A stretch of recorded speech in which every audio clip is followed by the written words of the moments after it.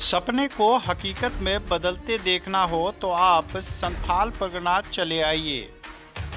दुल्हन की तरह सजी ये ट्रेनें देश के कोने कोने से होकर गुजरेगी।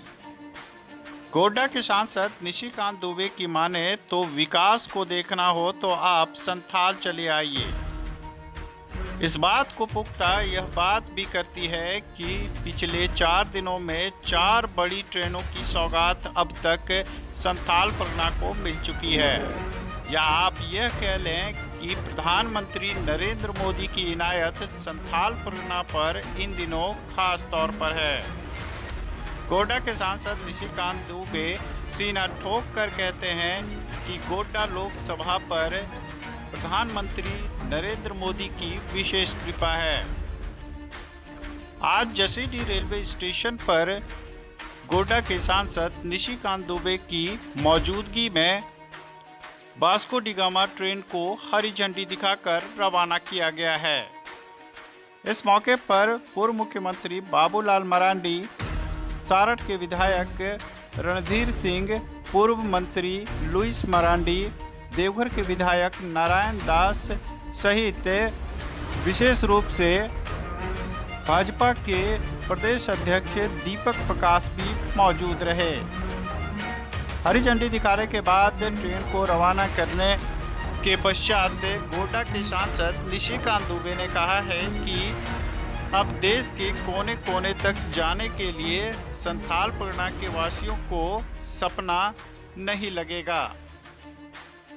साथ ही इन्होंने कहा है कि इससे ज़्यादा से ज़्यादा तीर्थयात्री अब देवघर पहुंच सकते हैं। इसके अलावा रोजगार की चाहत में प्रदेश को जाने वाले युवकों को भी अब दूर दराज से ट्रेनें नहीं पकड़नी पड़ेगी। इसके अलावा इन्होंने कहा है कि अब चिकित्सा के क्षेत्र में भी जाने के लिए लोगों को सभी रूट की ट्रेनें मिल जाएगी। इन्होंने साफ तौर पर कहा है कि गोड्डा लोकसभा क्षेत्र को ट्रेन की विशेष सौगात मिली है, जिसके लिए ये प्रधानमंत्री का आभार भी जताते हैं। अब आप समझ सकते हैं कि आज इस ट्रेन में पहले दिन ही रिजर्वेशन थी, मतलब 126% बुकिंग हुई है इस ट्रेन। इसी से आप अंदाज़ा लगा सकते हैं कि इस ट्रेन की कितनी आवश्यकता थी। और ये ट्रेन न केवल पूरा झारखंड जाएगा, झारखंड के बाद ये छत्तीसगढ़ भी जाएगा, छत्तीसगढ़ के बाद ये मध्य प्रदेश भी जाएगा, मध्य प्रदेश के बाद ये पूरा हैदराबाद तेलंगाना जाएगा, सिकंदराबाद तक ये ट्रेन जाएगी। और इसके बाद आगे बढ़ते हुए कर्नाटक बेल्लारी हॉस्पिट होते हुए ये वास्को डी गामा पहुँचेगी। तो जिसको बेंगलोर जाने की आवश्यकता है, जिसको हैदराबाद जाने की आवश्यकता है, जिसको रायपुर जाने की आवश्यकता है, उन सबों के लिए एक बेहतरीन ट्रेन है। और जिन लोगों को रोज़गार के लिए जाना है, क्योंकि हमने अभी कोरोना काल में देखा कि मैक्सिमम जो यहाँ के लोग हैं इसी इलाके में हैं, या तो रायपुर में है, या नहीं तो वो सिकंदराबाद हैदराबाद में फंसे हुए थे, या नहीं तो वो बेल्लारी हॉस्पिटल के एरिया में फंसे हुए थे, या वो गोवा में फंसे हुए थे। लगभग मेरी ही लोकसभा से 30,000 लोग फंसे हुए थे।